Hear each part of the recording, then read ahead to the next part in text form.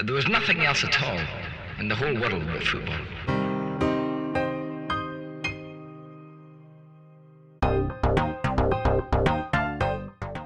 Hi guys, Simon here from the FFF. Happy European Championships. This is going to be sort of a new feature where we try and cover as much of the Euros as possible, and we'll try and cover as many of the games as possible. I don't think we will cover all of the games, but we'll definitely try and cover the most important ones and the best ones. So yeah, I'm pretty much going to start this off. What it will be like and how the sort of shows will develop. It will basically be a very short show, which will start off with myself or another co-host of mine, just giving a prediction of the game. We'll start off with that, and then after that, after the game's been played, we'll come back on and we'll just sort of give our thoughts and our post reactions of the game and think how it all went. So yeah, this one's going to start off with Italy Turkey, and my prediction for the game is Italy are going to win. I believe it's going to be 3-1. The reason why I think Italy are going to win, I actually think Italy are going to win the tournament. They're my tip for the tournament. They're my dark horse, if you will. Essentially, they're sort of been touted around online as being the dark horses for the Euros. I don't really see them as a dark horse. I just see them as a strong contender. I think, the fact that they've been on this 27 game unbeaten run, the fact that they've got Roberto Mancini there, who is a fantastic manager. He's got Premier League trophy to his name. This guy, he's got a lot of other trophies to his name as well. This guy is a brilliant manager. And Italy have got some fantastic players. They're going to have a point to prove. And the fact they've got Chiellini there, they're going to be solid defensively. So, yeah, Italy are my call. I think it's going to be 3-1. I'm not entirely sure who's going to score. I think Insigne might score one of them. And for Turkey, I think, yeah, Yilmaz. I hope I'm getting that right. The guy that plays for Lille, I think he'll score for Turkey as well. So I think Turkey fans are going to be quite upset because there are a lot of other people's. They're the real dark horses, shall we say, of the tournament. So I think a lot of fans are going to be upset to see Turkey lose. But that's just how I predict it. Maybe I'll get it completely wrong. Maybe Turkey triumph and they'll blitz Italy apart, and maybe that'll be the big shock that starts the tournament off, which I'd be more than happy with. I'm really hoping this is going to be a fantastic tournament. I think it is, and yeah, I'm really hoping that it's going to be a great one because it's one that we football fans deserve because it's been a horrible season to endure, and this is what we need. We need a lot of optimism, whether it's England, sort of winning. I'm starting up the old disappointment wagon because I'm not sure England are going to win this one. But as an England fan, I'm going to start chanting it's coming home at some point. I know it's inevitable.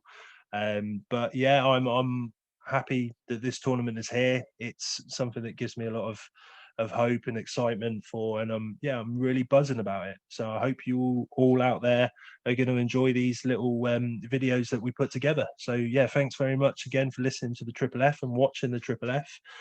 And yeah, hope you guys all have a fantastic European Championships. Take care. Bye bye. So guys, this is my reaction video to last night's game. I wanted to record the reaction straight after the match, but it's pretty late over here. The game started at 9 o'clock and then sort of finished around 11. So yeah, it was a bit too late to record my reaction. I wanted to record one when I was nice and fresh and ready for you all.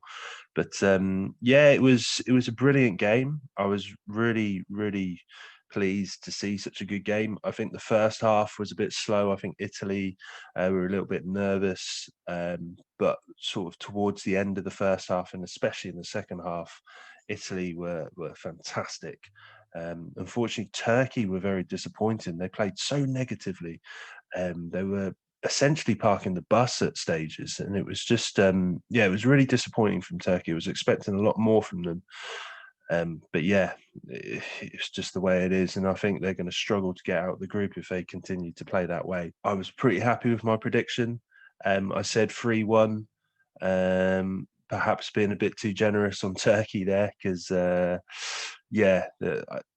just didn't have a goal in them at all. Yilmaz looked really just not there at all. He looked completely helpless and out of his depth all the way up there on his own. So yeah, they're going to have to address that and sort that out. But Italy were fantastic, and I think the man of the match for me has to be Spinazzola.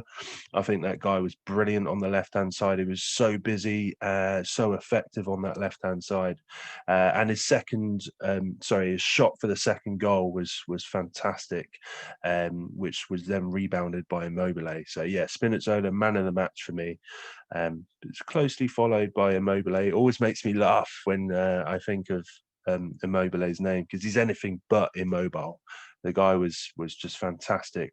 A brilliant second goal from Immobile.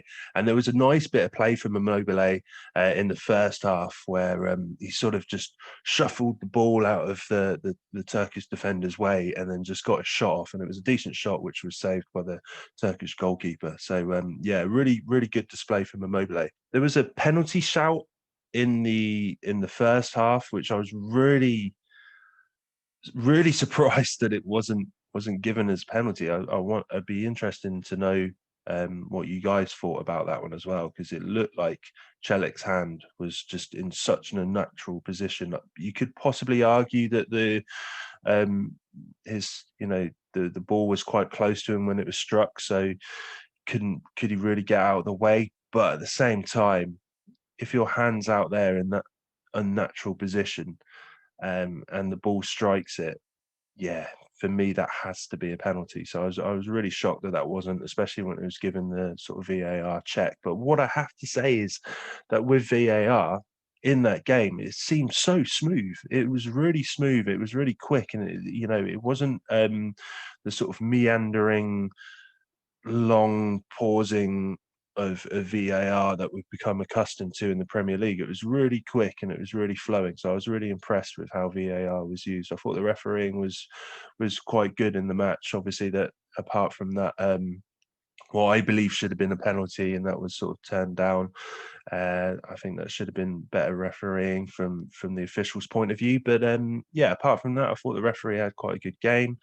I also have to mention how fantastic the opening ceremony was. Andrea Bocelli, you wouldn't expect anything else from one of the greatest tenors in the world. That was just incredible. The fireworks, and then those nice funny little balloons behind him as well, whatever they were. So yeah, that was amazing. And also the ball carrying remote miniature car, whatever you want to call it, that was amazing. That needs to be seen in almost every football match, in my opinion. That was brilliant. Yeah, that's pretty much it from me. I think really happy with my prediction. Would have been nice if I got it exactly right, but it was pretty close, 1 goal out.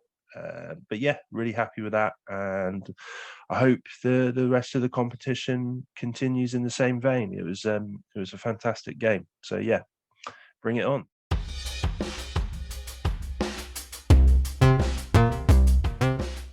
Thank you so much for listening to the Triple F. If you could please drop a like on our Facebook page, subscribe to the YouTube channel, and follow us on Twitter, that would be massively appreciated. Hope you're all keeping safe, and thanks again for listening to the Triple F.